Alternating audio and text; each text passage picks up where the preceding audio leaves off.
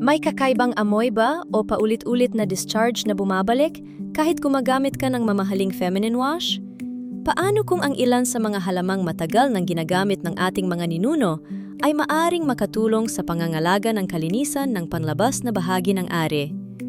Sa video na ito, alamin ang 7 tradisyonal na dahon ng Pilipinas, kung paano ito inihahanda, paano ito ginagamit ng tama, at ang mahahalagang babala na dapat mong malaman. Kumusta?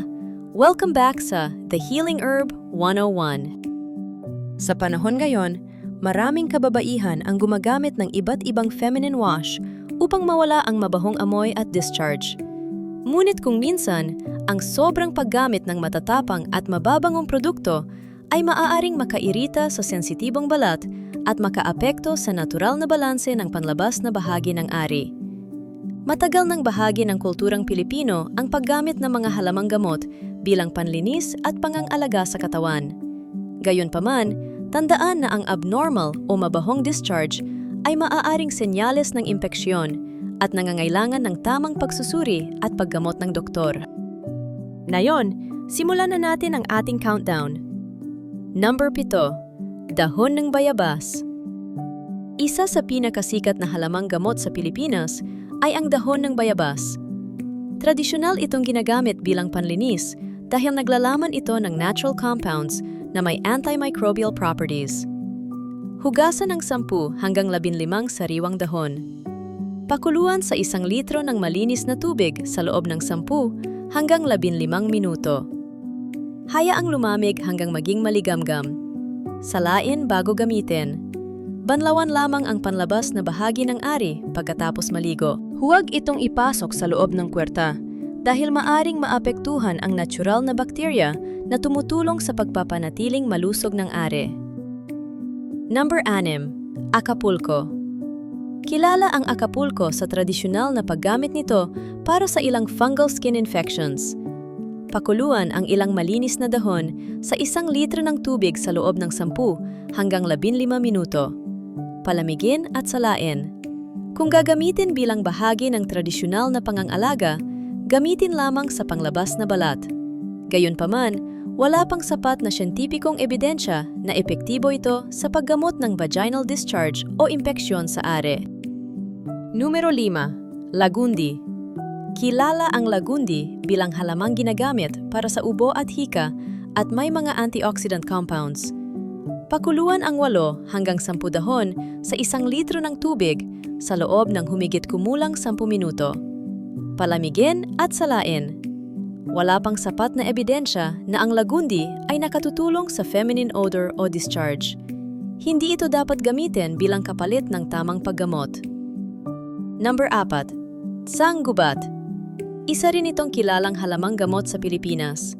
Pakuluan ang malinis na dahon sa 1 litro ng tubig sa loob ng 10 hanggang 15 minuto. Palamigin at salain.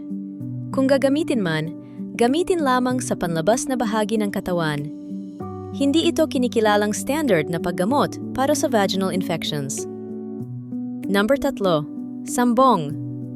Mas kilala ang sambong sa suporta nito sa kalusugan ng urinary tract at bato. Pakuluan ang malinis na dahon sa 1 litro ng tubig sa loob ng 10 hanggang 15 minuto. Palamigin at salain. Hindi ito napatunayang lunas sa discharge o mabahong amoy sa ari. Kung may abnormal na sintomas, magpatingin sa doktor. Number 2. Malunggay. Isa ang malunggay sa pinakamasustansyang halaman sa Pilipinas. Mayaman ito sa vitamina A, C, iron, calcium, at antioxidants na tumutulong sa pangkalahatang kalusugan. Maaring lutuin bilang gulay o gawing tsaa ayon sa karaniwang paraan ng paghahanda.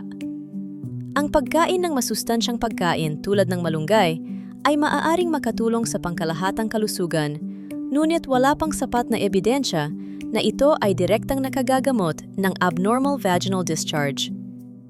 Number 1. Iba pang tradisyonal na dahon. Sa iba't ibang bahagi ng Pilipinas, may iba pang mga halamang ginagamit sa tradisyonal na pangangalaga.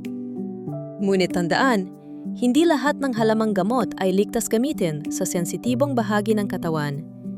Iwasan ang paggamit kung nagdudulot ito ng hapdi o iritasyon. Ang loob ng puwerta ay natural na naglilinis ng sarili, kaya hindi inirerekomenda ang pagpasok ng herbal wash o anumang likido sa loob nito.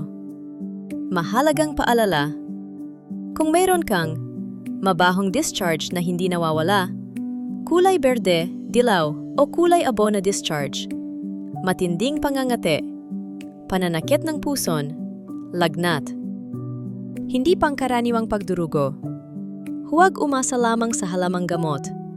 Magpatingin agad sa isang lisensyadong doktor o health professional. Ang mga sintomas na ito ay maaring sanhi ng bacterial vaginosis, yeast infection, sexually transmitted infection, o iba pang kondisyon na nangangailangan ng tamang diagnosis at gamot. Manggaparaan para mapanatiling malusog ang feminine area. Hugasan lamang ang panglabas na bahagi gamit ang maligamgam na tubig o banayad at unscented cleanser. Magsuot ng cotton underwear. Palitan agad ang basang damit. Kumain ng masustansyang pagkain. Uminom ng sapat na tubig. Iwasan ang sobrang paggamit ng mababangong feminine products. Ang mga halamang gamot ay mahalagang bahagi ng ating kulturang Pilipino at maaaring gamitin bilang bahagi ng tradisyonal na pangangalaga sa kalusugan. Gayunpaman, hindi pa sapat ang siyentipikong ebidensya upang irekomenda ang mga ito bilang paggamot sa abnormal vaginal discharge o impeksyon. Ang pinakamahalagang hakbang ay ang tamang kalinisan, malusog na pamumuhay, at agarang pagpapatingin sa doktor kung may mga sintomas na hindi normal. Kung may natutunan ka sa video na ito, huwag kalimutang i-like ang video, i-share ito sa iyong pamilya at mga kaibigan, at mag-subscribe sa The Healing Herb 101. I-click din ang notification bell para hindi mo ma-miss ang aming mga susunod na videos tungkol sa mga halamang gamot, natural na kalusugan, at mga practical na health tips. Maraming salamat sa panunood at magkita-kita tayo sa susunod na video.